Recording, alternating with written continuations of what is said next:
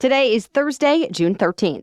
We're talking about a new agreement President Biden is expected to sign with Ukraine, and why Russian warships are now just 90 miles off the U.S. coast. Also, why the U.S. Attorney General is being held in contempt of Congress. Plus, a flooding emergency in Florida, a popular church's controversial stance on fertility treatment, and a new contest to reunite two of the biggest names in competitive eating. Those stories and even more news to know next. Welcome to The Newsworthy. All the day's news in around 10 minutes. Fast, fair, fun, and on the go. I'm Erica Mandy. Thanks so much for being here. You ready?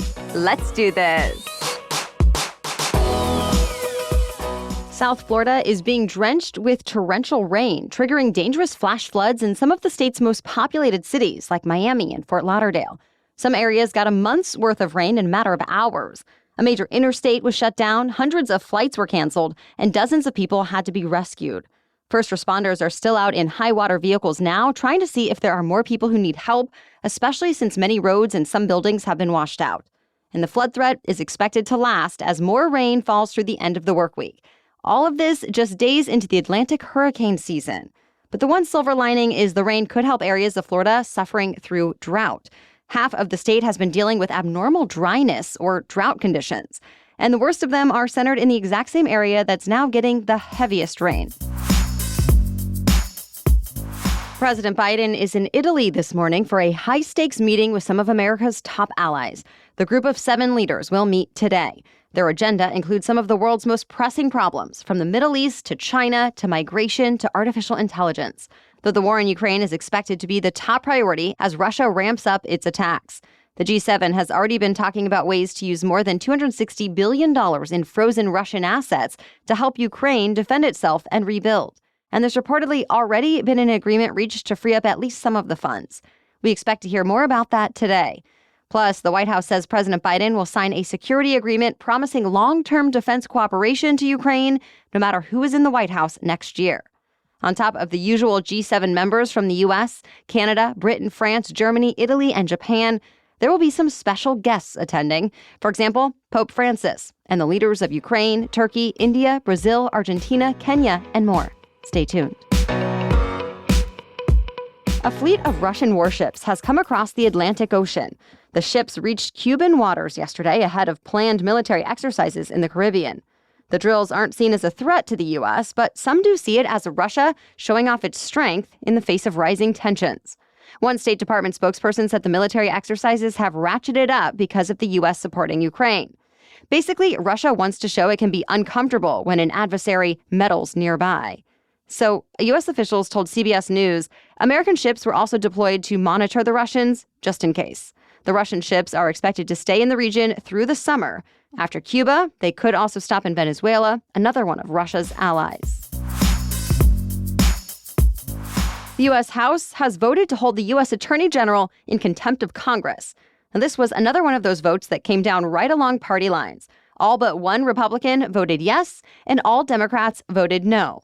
Republicans are upset because Attorney General Merrick Garland refused to release audio from an interview between President Biden and the special counsel who was investigating his handling of classified documents. Now remember, that special counsel decided not to file criminal charges against the president, but he also made some unflattering statements about Biden after the interview.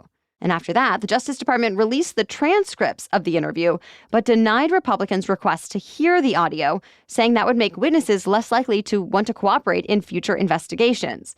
But GOP leaders still say the recordings are relevant and necessary as they look into the Biden family's business dealings. Either way, the contempt of Congress vote is largely symbolic. What it does is refer the matter to the U.S. Justice Department, which is unlikely to prosecute its own leader anyway. Other AGs under former Presidents Obama and Trump were also held in contempt, but never charged. The Federal Reserve has decided to keep interest rates right where they are again. This is the 7th time the Fed has decided not to raise or lower rates. And with that, borrowing costs will stay at a 2-decade high, impacting everything from credit card rates to mortgages to car loans. That was mostly expected. But the Fed did also surprise some economists with a new outlook. It predicted it will cut rates just once before the end of the year, not 3 times as it has said previously. It's not clear when that one could happen, since Fed officials are expected to meet 4 more times this year.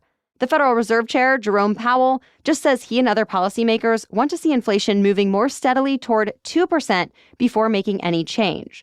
For now, the inflation rate is sitting at about 3.4%, much lower than its peak, but still too high for the Fed and many Americans.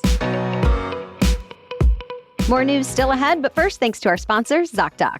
When a pediatrician told us to find a specialist for a minor but ongoing issue my son was having, I went to go book with the specialist I was referred to, and I couldn't believe how long it would be before we could get an appointment. Soon, I found myself Googling and calling and wasting my time trying to get in with another doctor faster, only to realize some of them did not even take our insurance. And this is why it can be so frustrating to find a new doctor when you need one. Well, there is another option that hopes to make it easier. ZocDoc is a free app and website where you can search and compare highly rated in-network doctors near you and instantly book appointments with them online. Yes, if you find a doctor you like on there, they often have options for video appointments, and the typical wait time to see a doctor booked on ZocDoc is just between 24 to 72 hours. And it makes it easy to confine your search to just those who take your insurance. Go to ZocDoc.com/newsworthy and download the ZocDoc app for free. Then find and book a top-rated doctor today. That's ZocDoc.com/newsworthy. ZocDoc.com/newsworthy. Now back to the news. If you need to update your passport, here's your chance to do it without having to go to the post office. This week, the U.S. State Department launched a new trial for online passport renewals. Under this trial phase, the department will open up a small number of spots for people 25 and older who have valid passports already to renew them at around 1 p.m. Eastern Time each day. Then the State Department plans to fully open the system for online renewals in the coming months. It's supposed to help save time and effort as a more convenient option for travelers. But fair warning, the State Department says an online renewal won't get your passport to you any faster. Processing times will be the same as those submitted by mail, about 6 to 8 weeks. The largest denomination of Protestant Christians in the U.S. has taken a stance against popular fertility treatment. The Southern Baptist Convention officially voted this week to condemn in vitro fertilization, also known as IVF. If you're not familiar, IVF involves combining eggs and sperm in a laboratory dish to create an embryo. But the part most Southern Baptist leaders have a problem with is that the process routinely creates more embryos than can be implanted, and that leads to many frozen embryos being destroyed. Southern Baptists object since the church considers embryos to be human life. So the new resolution recommends members use other fertility therapies if needed or adopt frozen embryos instead. Still, there are critics within the church who believe IVF should be encouraged since they say it's good for Christians to grow their families and grow the church. At the same time, this same debate is playing out in Congress and on the campaign trail, too. For the first time in several decades, a major film studio has bought a movie theater chain. Sony Pictures Entertainment announced this week it's acquired Alamo Drafthouse Cinema. Alamo already operates 35 dine-in movie theaters across several states. It's known for an extensive food menu, strict no-talking, no-texting policies, and the yearly film festival, Fantastic Fest. And now it's all becoming part of a new division called Sony Pictures Experiences that also includes things like a Wheel of Fortune live traveling tour. So far, the companies have not commented on the terms of the deal, but Sony promises to keep welcoming content from all studios and distributors at Alamo Theaters. The world is saying goodbye to a literal NBA icon. The basketball legend whose silhouette was used to create the NBA logo passed away this week. We're talking about Jerry West, considered one of the greatest players in the history of the sport. He died peacefully at 86 years old. But for 4 decades, he made his impact on the NBA, first as a player and later as a scout, coach, and executive. So upon news of his death, the basketball world paid tribute. Michael Jordan said West was, quote, like an older brother to me.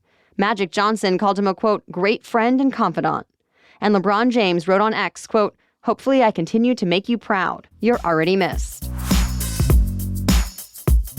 Some of the best golfers in the world are teeing off today for the U.S. Open.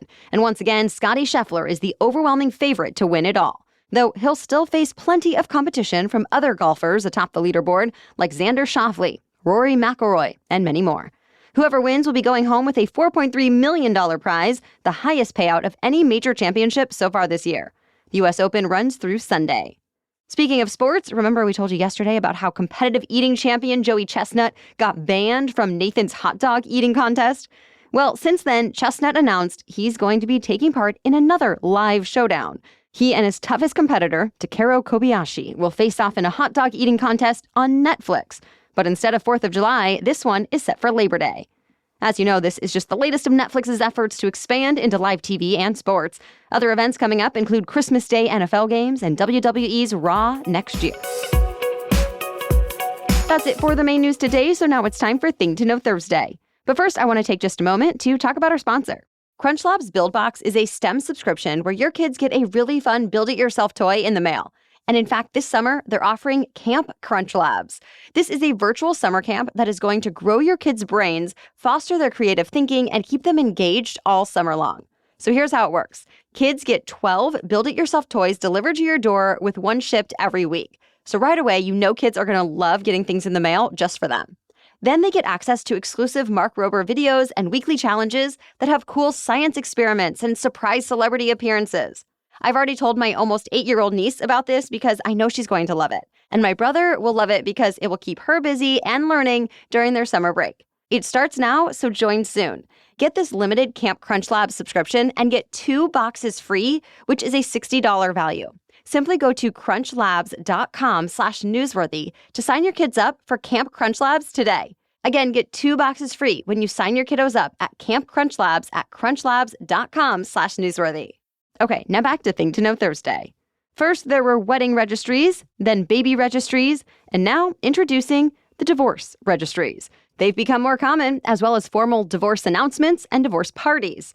There are even businesses dedicated to this kind of thing. For example, Fresh Starts. It was started by a woman who was fresh off her own divorce. She says her ex-husband left with a good chunk of their things, and a lot of what was left triggered some painful memories, like monogrammed towels. So she started a gift registry website, specifically meant for rebuilding after divorce. It also offers experts if needed and other resources, like suggestions for friends and relatives who don't know what to say to someone going through a divorce. The site now has between 50 to 70,000 visitors monthly. And it's not the only option. There are actually quite a few retail registries that can be set up for all kinds of purposes, including divorce.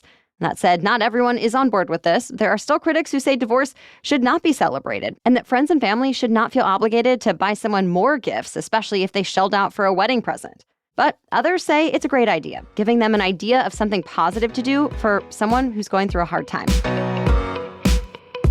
All right, thank you so much for listening today and making us part of your daily routine. We'll catch you up on more news to know tomorrow. Until then, have a great day.